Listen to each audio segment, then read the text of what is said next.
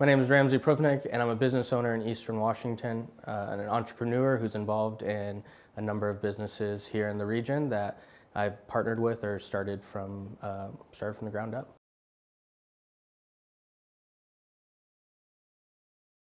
I mean, for me, one of the benefits of being an entrepreneur is the fact that you get to fulfill a vision, right? You get to have a plan, and it doesn't always work out, but you get to say, you know, I think I have an idea. I want to see if I can take it to market. I want to see if people respond well to it. You know, so ultimately that's a driving force, right? You believe you have something to offer the world and that you want to take it out into the marketplace. But the thing that really keeps me going comes down to experiences.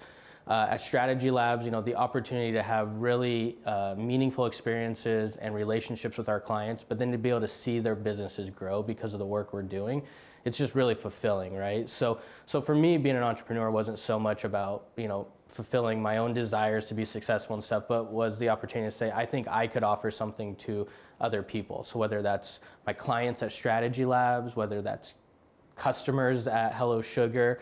You know, I mean, our mantra at Hello Sugar when we built it was we wanted to create really great experiences for everyone who walked through the door. And so for me, you know, it's just that opportunity to say, I think I have something to offer the marketplace. I think I have a good idea. And really what has driven my success is knowing that my idea or my business is really to the benefit of my customers, right? And so being really customer focused or customer minded has really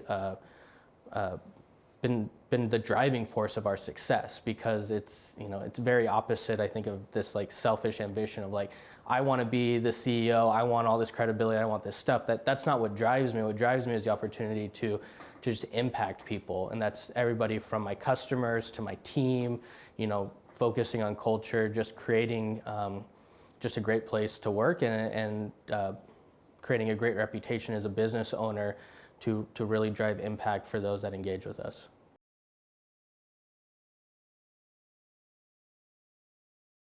For me, you know, my pathway started with first getting a degree. You know, I really knew that I needed that baseline education. I needed that experience or that foundation of just understanding the things that were going to be key to being successful in a business. That's, you know, accounting classes, understanding statistics, working in a group, creating projects, collaboration. Like, you know, these are like core skills that I learned through my time at Eastern. But then from there, you know, I had great ideas, but I didn't know how to run a business. I didn't know how to take stuff to market. And so, you know, I really went into corporate America with that idea that like, I wanted to learn and benefit from people who'd built businesses.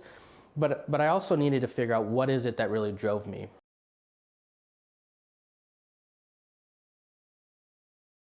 I truly started Strategy Labs because of frustrations I had when I was a VP of marketing at Red Lion with the agencies I was working with. And having been on the agency side and the brand side, I was like, man, there is something broken here. I think I can address that problem. So I created a business. I worked with a few small clients in the region. I did the work at night in the back of a Denny's by the airport. And all of a sudden it started to work. Clients started to see success. All of a sudden I went from one client to a dozen clients. I had 6 employees, and I was still in corporate America. Like, so I was doing this thing and just really hustling, and it just kind of helped springboard me to build the confidence that, you know, I had proven my business. I had a proof of concept.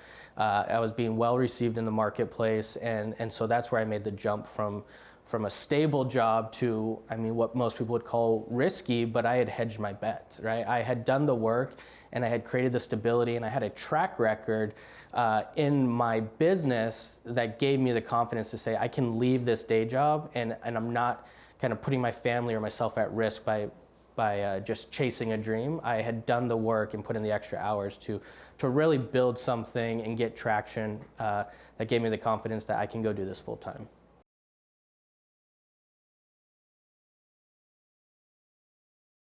When I'm talking to people who are interested in being an entrepreneur, you know, I have a couple of key pieces of advice I give them. And one of those is really the fact that get as much experience as you can, especially early in your career and especially as a student, right? You have an opportunity as a student to really approach businesses in a non-threatening manner, and that's where internships are powerful. And even if they don't have a formal internship program, have a conversation with them about like, hey, I think I'm interested in this, but really until you get your hands dirty and roll up your sleeves, you don't know the direction you're gonna go. And so, you know, spending those years both through going to school but also through internships is a great opportunity to figure out your path.